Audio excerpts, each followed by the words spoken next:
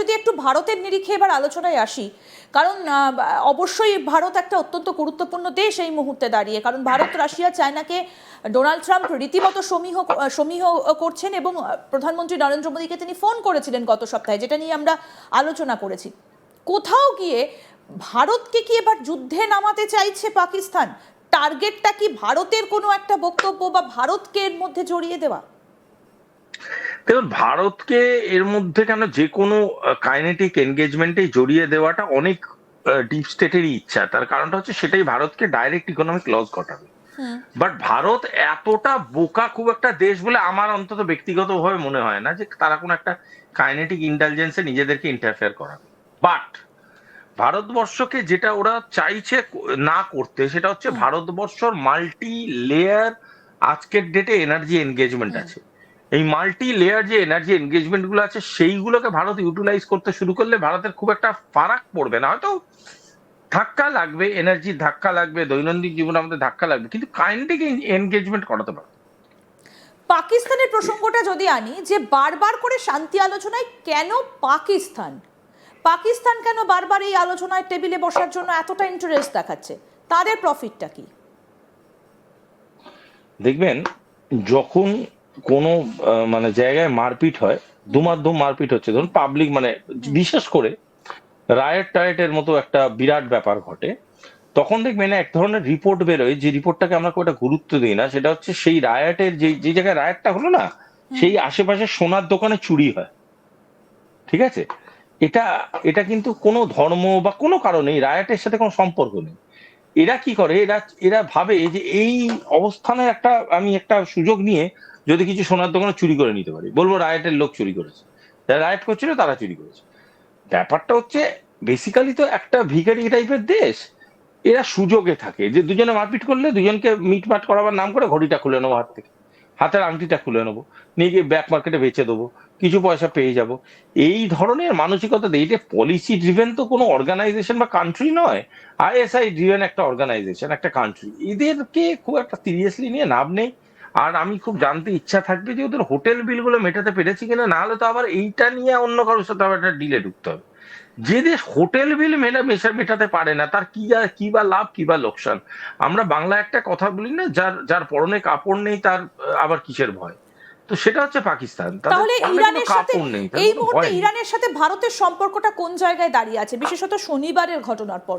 আমি এটা একটু আপনার কাছ থেকে জানতে চাইবো যে ইরানের সঙ্গে ভারতের সম্পর্কটা কোথায়? কারণ ইদানিংকালে আমরা দেখছিলাম যে এই যুদ্ধটা শুরু হবার আগে থেকে ইরানের সঙ্গে ভারতের যে ব্যবসায়িক সম্পর্ক, সেটা আগে অনেক বেশি মাত্রায় ছিল, অনেকটা কমে এসেছিল, বিশেষত 2019-এর পর বাণিজ্য অনেকটা কমে এসেছিল ইরানের সঙ্গে। তাহলে এই মুহূর্তে দাঁড়িয়ে ভারতের সম্পর্কটা কোথায়? যথেষ্ট ঠিকঠাক, ভালো। দুজনের হাই কমিশনের সাথে কথা বলেছে, আমাদের এক্সটার্নাল অ্যাফেয়ার্স নিজের স্টেটমেন্ট বার করেছে। কিছু টেকনিক্যাল কারণের বশত এই এই গোটা ঘটনাটা ঘটেছিল, কিছু টেকনিক্যাল ল্যাপসের কারণে এই ঘটনাটা ঘটেছিল রাদার। সেই ল্যাপসটা নিয়ে ডিসকাশন হয়েছে।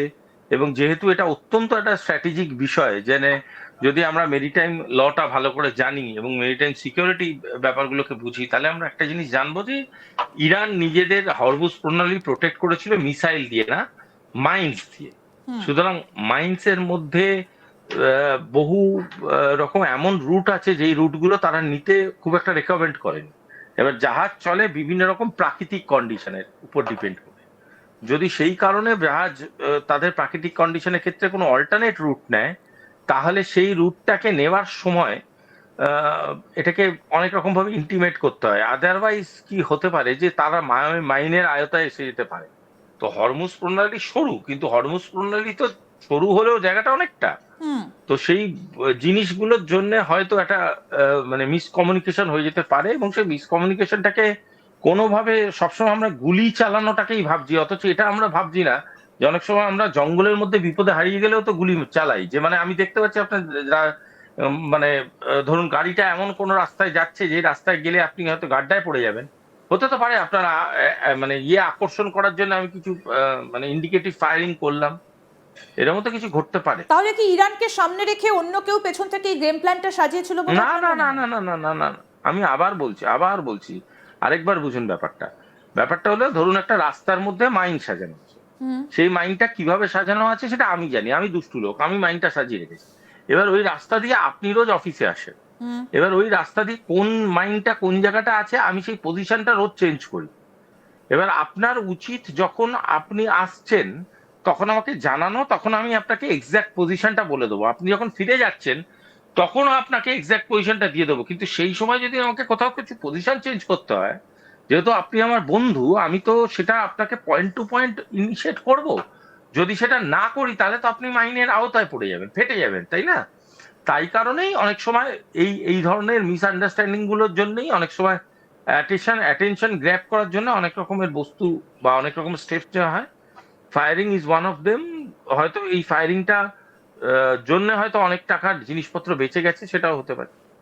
ঠিক, কিন্তু আমরা যে জায়গা থেকে আলোচনাটা শুরু করেছিলাম যে ডোনাল্ড ট্রাম্পের সেই হুমকি এবং কোথাও গিয়ে তিনি বারবার করে একটা হুঁশিয়ারি দিচ্ছেন যে যুদ্ধ শেষ হয়ে যাবে, তিনি এর আগেও বলেছেন, কিন্তু কিভাবে তিনি যুদ্ধ শেষ করবেন সেটা তিনি পরিষ্কার করে বলেননি।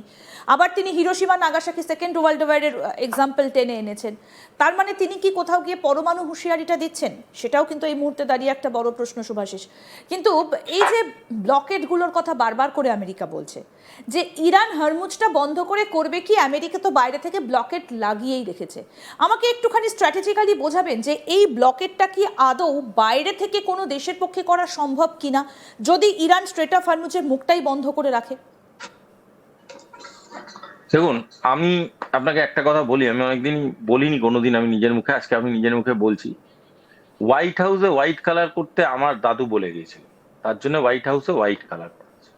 এটা আজকে আপনাকে আমি বলছি এবং আমি টুইট করেও লিখবো এই কথাটা। এবার আপনি প্রমাণ করুন আমি ভুল কথা বলছি। পারবেন প্রমাণ করতে যে আমি ভুল কথা বলছি? পারবেন না তো। তার কারণটা হলো,